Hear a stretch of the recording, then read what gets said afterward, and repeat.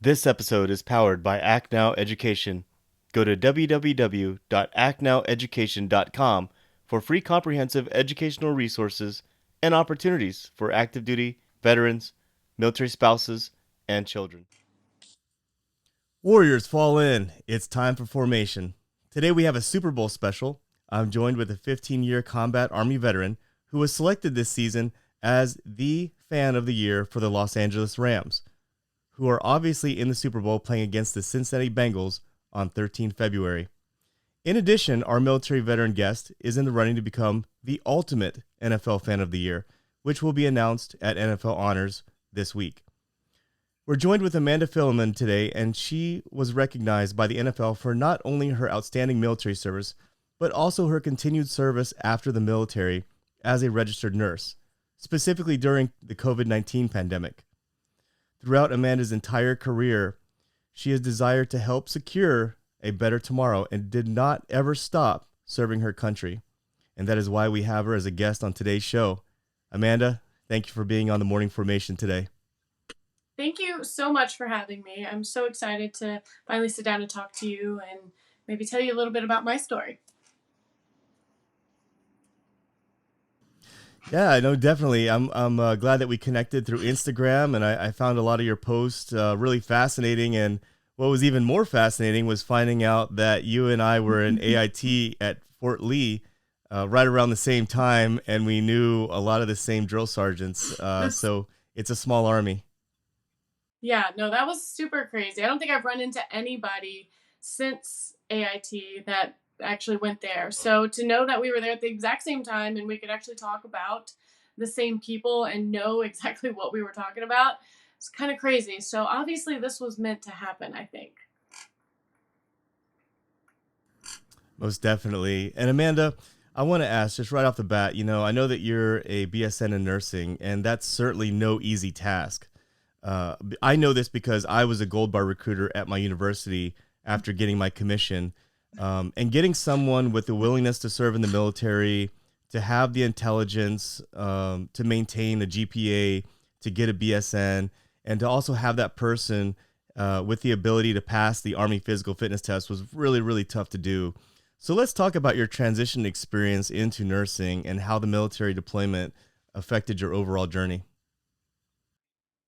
Yeah, it's a real interesting story because I joined the military out of high school because I honestly I didn't know what I wanted to do, and it was fascinating to me, the idea of it and being a part of a bigger team and being able to kind of make a difference in our world. So I thought, okay, that's what I know that I can do. So let's start there. And when we got deployed in 2005 and spent some time overseas, I had the opportunity to become a combat lifesaver. So I learned some basic skills that I think before that I would have been intimidated by, like starting IVs and applying tourniquets and pressure dressings, things like that, to kind of save lives immediately in the field. And doing that class and knowing that I was capable of actually doing the things that, in those high pressure situations, I thought maybe I can do something in the medical field. Maybe there is a place for me there because I was a little intimidated by it before all that. So I actually had my mom send me some textbooks, and I took some online classes while I was in Iraq. My sergeant first class at the time, he was actually my proctor for all of my exams that I would take. So I would study, in like my downtime that I had, and then I would take like an hour and take a test, like in one of the back rooms in our little makeshift office while we were, working. And that allowed me, whenever I came home, to actually go and take a lab that I needed to take for one of the classes that would allow me to apply for a program that I had been looking at. And I was actually going to go into surgical technology. I thought surgery was fascinating, and I wanted to like pass the instruments and be really involved in surgery. And so that was my idea. So I came home from Iraq and I had the classes necessary to apply, got in, and then I actually started working at a hospital in surgery as they call them different things all over the US, but I was an operating room tech. So I was in the environment I wanted to work in, and it was kind of at that time when I saw the nurses working and saw what they were doing and their interaction with patients and kind of giving back on that level that kind of made me and gave me the confidence to say, maybe I can actually be a nurse. Maybe I can do this. And so I actually started the process in the middle of surgical tech school to become a nurse and taking the classes and the exams to get into the program. And I did. I got into the next program and I started that journey. And then in 2009, December, I graduated as a registered nurse. And I credit the military for pretty much all of that journey because it instilled a lot of confidence in the medical field for me by kind of forcing me to go into these combat lifesaver courses and then being able to allow me to even take those classes while we were deployed. I don't know. It opened up a whole new world to me that is kind of where I'm living at right now, which I'm so very thankful for. So it sounds like your time in Iraq was spent very efficiently. I mean, a lot of folks tend to use their downtime to just watch movies or play games and things like that. And you were busy studying, which really underlines your overall fight and your overall resiliency to get where you wanted to go to meet your goals. And that's very impressive, Amanda. And at the time, how old were you and what was your rank? So I was a Sergeant E5, and I was 24. I think I turned 25 while I was on deployment in February. So yeah, half 24, half 25. But yeah, no, I definitely filled all of my downtime with something that would distract me from what was really going on. I mean, I spent a lot of time in the gym, spent a lot of time reading and studying, and then obviously the rest of my time, focusing on whatever job it was at the time that we had to do. Yeah, that's great. That's especially as an E5, it's great to lead the way and show the other lower enlisted folks, how to handle such a situation in a positive way during that downtime. I know many times folks can kind of be left to their own isolation in their own head, depressed about missing family and whatnot. But to spend time in the gym and to spend time to progress your studies was an excellent move on your behalf. And since you work in the nursing field, mental health has been on the rise. And with you being a nurse, what are some of the things our community can do to help with managing their mental health, specifically when they transition out of the military?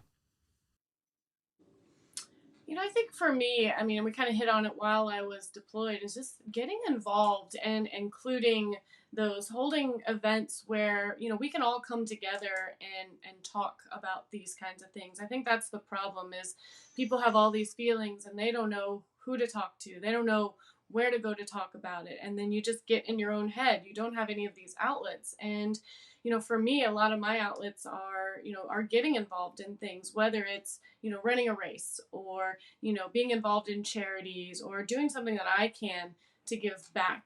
I think that's so important because that kind of makes me feel good. And at the end of the day, I think that's what it's all about is trying to figure out how can we make ourselves feel better because, you know how dangerous it can be to kind of get into your own head and kind of let those thoughts just kind of marinate. And, I think we could all get to that place, if we allowed it. And I think it's not allowing yourself to get there by staying focused, by giving back. I would hope that the community, and I see more and more things out there, which I really appreciate. I'm part of a lot of sports teams out here in LA, and one of them specifically has a supporters group for the soccer team that is, definitely for veterans, which is really cool, because it allows them a space to come together with like-minded individuals who have experiences that they can all relate to. And if someone's going through a dark time or something and they come across someone who's been there or is going through that, then they can talk about that. And there's just not enough conversation, I think, being had, or at least not enough platforms out there where people feel comfortable doing that because, there's such a stigma with veterans and mental health and, how are they going to react and what's their personality going to be like. So, we have to allow them places like safe spaces to come together and and talk about these things, because that if not, they're just going to sit there and fester and manifest themselves into things that can be harmful down the road. And that's definitely what we want to avoid at the end of the day, I think. Yeah, it's very well said. You definitely want to make sure that you keep your mind moving and not have a stagnant mindset when it comes to um, being left to your own thoughts. And so I think it's very wise what you said as far as staying involved and being around people and understanding that you do have a support group as well, especially some of those organizations that you just mentioned with the soccer team. That's really great. And this would be a great time for me to ask you right off the bat right now. How did you become the LA Rams fan of the year, and what are the perks and recognition that come from being a part of that and being selected? Oh man, what an incredible opportunity that has been given to me. And this all started the very beginning of, I think it was the beginning of December. I can't remember the dates exactly, but I'm a season ticket holder for the Rams. And I think an email had come out that my husband had come across where it said something to the effect of, do you know of anybody, in your life that you would like to nominate, that, has done stuff out in the community or is a good representation for what the Rams organization is all about. And so he wrote to them and said, hey, I have a wife who, is twice in her life has been called to be on the front lines, whether it's in the military or on the front lines of COVID-19, and she's, a huge Rams fan, and we're season ticket holders. And it's like, I can't think of anybody better, that to represent you guys. So he wrote a letter to them, and on the game versus the Lions, they said, "Hey, we want to recognize you as our military hero of the game," which is always one of my favorite parts of any sporting event. I love when we get to like meet veterans and see who's out there, and I don't know, gives you all kinds of feelings whenever you see people out there. So I'm like, oh my gosh, like I get to do this. I get to like this is insane. This is incredible. And I got out there on the field, and they, have their little vignette that they put up on the screen and talked about my military service and even like my nursing service. And then they came out and surprised me with, oh, by the way, we are making you our Rams fan of the year, and you're going to the Super Bowl. And I just lost it. Like full on like ugly cry. I didn't even know like how to react to that. I was like, are you kidding me? Like this is insane. So that began a journey that I'm still currently on. That has involved lots of fun Zoom calls with the other 31 fans of the year, because every team nominates one to send to the Super Bowl. And we've been on Zoom calls with Roger Goodell. Been on Zoom calls with former players, some of the officiating committees, the Super Bowl planning committee. We've been on Zoom calls with. I got to do a special little segment with Victor Cruz from former New York Giant, which is really cool. You can see that out there, all courtesy of Captain Morgan. So you can go out to Captain Morgan's website and you will see my silly little video that they put together. But yeah, all of this boils down to one thing, which is Thursday, like you had mentioned, at NFL Honors, where they will give someone Fan of the Year. So one of us 32 nominees will walk away with the ultimate prize, which I don't even know what it actually is, other than being able to say I'm Fan of the Year, which is pretty cool in my eyes. I definitely think that that in itself is really cool to be. You were probably part of like thousands of people that had put in for that and you were selected. Now, not everyone that's fan of the year is a veteran, correct? Correct. There's all kinds of fans of the year. I mean, we have some that are military. We have some that are nurses or in healthcare. Um, I might be the only one that's both. There might be one other person, but I'm not sure. I haven't heard much about them. Other ones are just, people that are super fans, involved in their community in some way. Maybe, have been a part of some kind of organization for different reasons, and are just all around really just good people at the heart of what they are, that also love to like support their team. So it's a wonderful group of people that I've actually gotten to learn a whole lot about and have gotten to be really close with. And then on Thursday, right before the Super Bowl, is when we'll all get together, and we have all kinds of fun events planned. Aside from NFL Honors, we have a brunch scheduled with Victor Cruz and Ben Baller, who is designing some kind of chain for all of us. And if you're not familiar with Ben Baller, he's like one of the celebrity jewelers out here in LA. And so, yeah, somebody gets some swag from him. And then we all get to go to the Super Bowl together. We all get to sit together and just talk about our fandom. But I'll be one of two people there that will be cheering on one of the teams on the field, which I think is insane. So excited. I'm excited for you. Everything that you're talking about right now, it sounds very exciting, and I really appreciate you representing our veteran community as well. Just based off of your overall experience and accolades, from nursing to your deployment to Iraq and everything, it's really great to have someone like you out there at the Super Bowl representing us, and thank you for being involved in that. And speaking of involvement, you are so involved with the Los Angeles sports scene. Can you talk to us about your work with Major Arena Soccer League and what else you're involved with as far as LA and sports? Sure. Yeah, I love sports. I've always loved sports, and LA is such a fun place to be a sports fan because you have so many options. You have so much access. I grew up in a small town in Indiana where we didn't have anything within a couple hours of us. Everything was something you had to drive to. So it was really hard to get that connection. So here you have this opportunity to connect with teams. And one of the things that we've really gotten involved with is out in Ontario, which is about 45 minutes east of LA. We have an indoor soccer team, and indoor soccer is fascinating. It's like soccer, take hockey, ice hockey, and put it on turf. And that's kind of what indoor soccer is. It's fast, it's dynamic. There's no time to roll around and pretend you're injured. They'll tell you to get up. It's high scoring, it's dynamic. So we decided we wanted to try to make this more prevalent to people because people don't know about it. So we started a podcast for it. It's called Striking Fury because it's called the Ontario Fury. So we decided, let's start a podcast. Let's talk about it. If people are talking about it, then maybe we can bring awareness to it, which is funny, which is what we talked about with veterans and mental health. The more you talk about it, the more people are aware of it. And so we did. We started that, and they loved what we did, and they brought us onto their broadcast team. They said, hey, would you be interested in being a sideline reporter and talking to the players and the coaches, or just kind of giving sideline information during the games? And my husband, they asked him to do play-by-play, which is like a lifelong dream of his. So, of course, he said yes. And I said yes.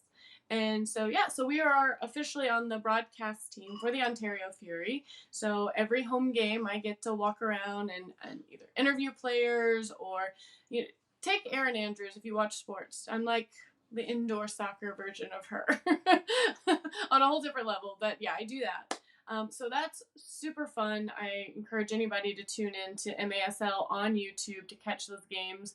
They're fascinating. They're so much fun. It's like if soccer on the pitch is considered like a long classical rock ballad, I think of indoor soccer as like punk rock. It's just like hard, fast, goes straight to the point, and when it's over, you don't know what just happened to you. And aside from that, we also have season tickets to LAFC, the men's MLS team here in LA. We jumped on board with them right from the get-go before we had anything. So we've built this team from the ground up, and we've been there every step of the way. My husband does a podcast for them called Defenders of the Bank. So it's the number one fan-based podcast for LAFC. And we're also doing some shows, some pre- and post-game shows with one of the LAFC crews as well. So you'll see us on there. And then the women's team just came to LA. We're starting our season this year called Angel City FC as part of the NWSL. And I do a podcast for that because why not? While I'm doing podcasts, why not do one for the women's team? So me and my best friend Nina, she is my podcast partner, and we talk about all things Angel City, and we can't wait for games to start up. We're season ticket holders for that. We do that podcast. And so, yeah, I think for now that's all I'm involved with, but I feel like that part is growing every day. Like we just keep getting more and more involved, and I love it. I love to talk about sports. When I'm not being a nurse, I get to talk about sports.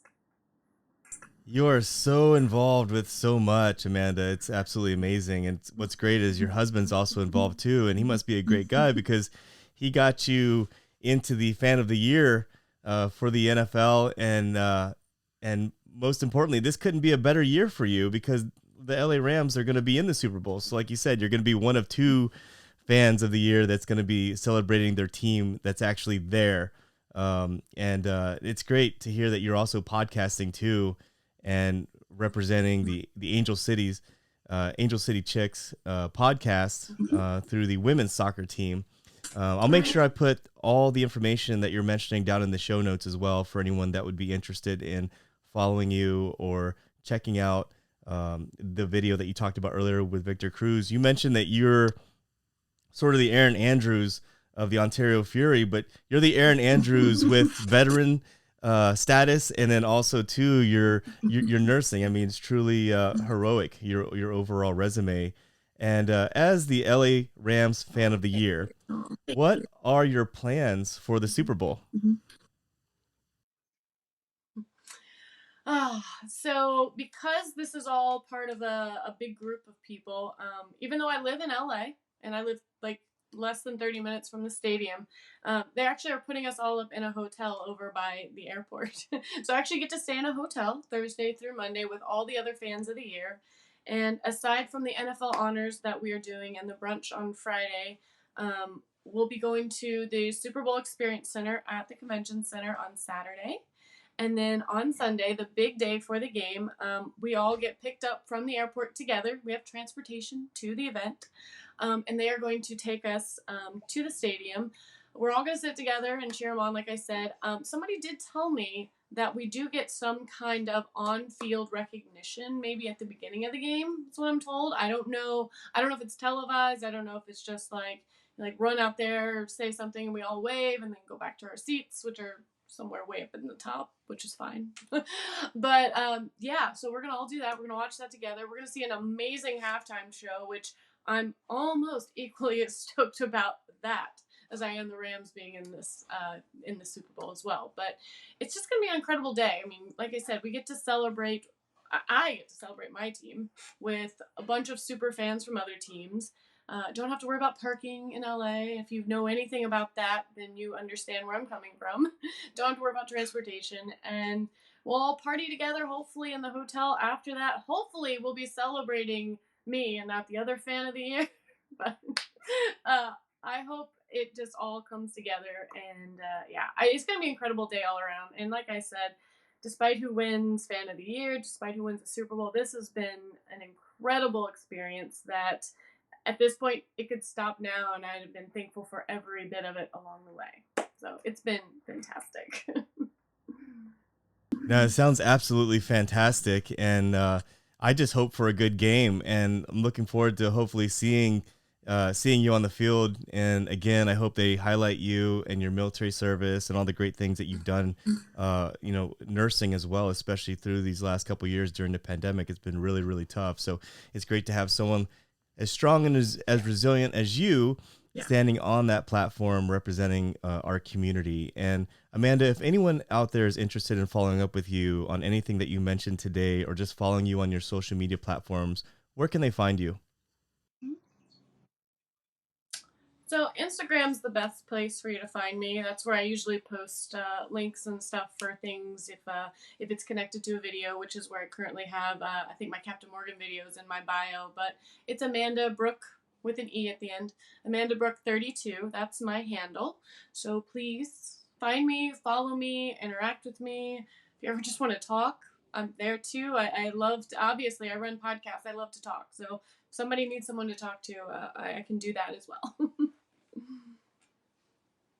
That's awesome. And thank you for joining us just before the crunch time week that you're going to be super, super busy and recording this with me on this Saturday. I'm going to release this podcast ASAP this week for our listeners out there so that we can highlight the fact that we have a veteran that's going to be on the NFL Fan of the Year I guess, selection, and hopefully I'm rooting for you to win. Yes. But as far as the teams, I don't know. I'm kind of torn because I did live in Ohio for a time frame, but I do live in LA now. I'm really just hoping for a good game between both teams, and I hope for a really great Super Bowl.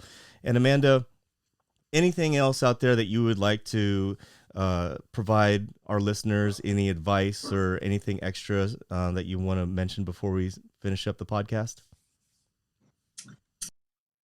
You know, I think what I would want anybody to take away from this, if they can, I mean, because I feel like this podcast, as much as it's about me, there's a bigger message here that you're trying to send on this podcast, which I appreciate so much. And you know, it's just I think for me, staying and being involved in things has really just kept my mind focused where it needed to be. And I think if you're someone who's out there who's struggling, someone who is just feeling kind of lost, and you need something, I mean, first reach out, try to be involved. Try to find something that really does give you joy and try to get into that. You know, I found when I was in Iraq, I started running. I loved running, and it just got me into a good place. So for me, that's what that was. And because of that, it allowed me to come back here into the States, and I've completed so many road races. I've completed 6 marathons, you know, and I found a new passion in life, you know, just because, you know, I got involved and decided, you know, I want to do something for myself. I want to get involved in things. I love helping charities. Obviously, you know, with all the podcasts and the sports teams, it just puts me in places that are good spaces for me to allow me to, you know, just keep my mind where it needs to be. And so I encourage anybody who's listening to this, who's feeling that way, you know, find something to be involved with, connect with someone. You know, if it's me, like if you love sports and you're like, you know, wow, this sounds really cool, and you want to come to an LAFC game, you want to come to an indoor soccer game or a women's game or anything that I'm involved in, reach out, and you know, we can introduce you to these worlds and give you something to maybe start a new passion for. Because I think at the end of the day, that's where, you know, that's where mental health really lies, is just trying to get your mind right and finding reasons for you to feel good about yourself at the end of the day. And I'm too busy at this point in my life, I think, to go to a dark place. So, and I'm thankful for that. So I hope somebody maybe gets something from that. And again, I'm always here if anybody wants to talk and reach out. I've been involved in so many things, from healthcare side, you know, to the sports side, the military side. Yeah, I would love to help anybody if I could. Amanda, I absolutely love it. And I got to tell you that even during our conversation prior to this show, the one thing that I caught on about you is that you really embody the American soldier who is resilient. You have a lot of fight, you have a lot of focus. And one of the reasons why I started this podcast was because I got tired of folks highlighting, you know, veterans who get involved with addiction, get involved with, you know, things that are lesser ideal with life. And I wanted to highlight our veterans who are out there. They're out there doing it. They're out there representing. They're out there living life. They're out there winning. And I feel like a lot of times they don't get the same recognition. But then also, too, I want folks out there who are doing that career transition to listen to folks like you who are successful with the transition, utilize their time efficiently and effectively. And at the end of the show, I always tell people to stay tuned, stay focused, and stay motivated. And that's exactly what you did during your military time. Utilized your time to get to your goals and to where you wanted to go. And this week, Amanda, good luck. I know our military community is going to be rooting for you to win the ultimate NFL Fan of the Year. And for anyone out there listening, please add Amanda to your social media platforms. And I really appreciate you giving us the time today. Oh, well, no, thank you so much for reaching out and allowing me to tell my story. This is incredible. I appreciate everything you're doing. And yeah, I hope that we can just like bookend this week with like a nice little Rams win. You know, LA needs it. Let's go. I'm ready. I can't wait. I'm so excited. It's going to be insane. I can't remember. Were you in Uniform Company or Victor Company in AIT?